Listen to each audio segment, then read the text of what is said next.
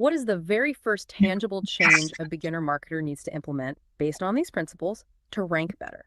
They need to fundamentally shift their perspective from a document-centric view to a thing-centric view of their content. The sources, they argue that traditional documents, like a homepage, are effectively dead as standalone ranking objects. What's far more relevant are the actual things described within those documents. The people, the specific products, the services, the places, all of it.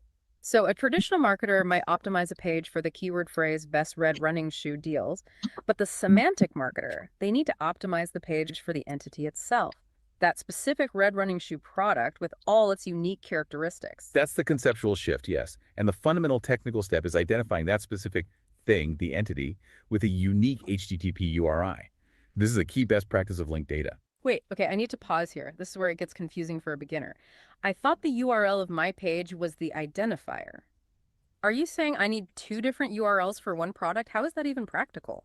That's a great question, and it really highlights the confusion between the document and the entity. The URI of your web page, let's call it mywebsite.com/red shoe product, that's the identifier for the document. It just tells the machine where to retrieve the description from. Hmm. The entity URI, however, identifies the thing itself, the conceptual product, completely independent of your website. So if you manufacture that shoe, you might create a URI for that specific model, like mywebsite.com, weird red shoe-model-400. Okay. And the crucial part of modern entity SEO is using your schema markup, specifically the main entity page property, to clearly state that the document's primary focus is describing that entity. Ah, I see. The document URL is the envelope, but the entity URL is like the unique serial number Sure. or the social security number of the thing inside the envelope. Exactly.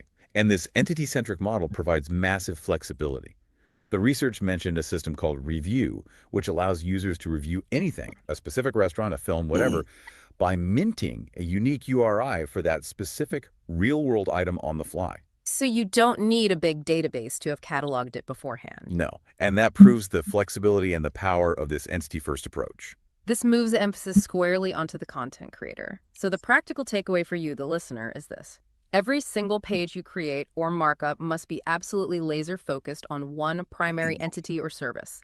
If you are describing premium dog grooming in Seattle, the machine has to be able to easily identify that specific service as the one unique entity the whole document is about. That clarity is what allows the machine to link that thing via its URI to the broader web of data. And that's One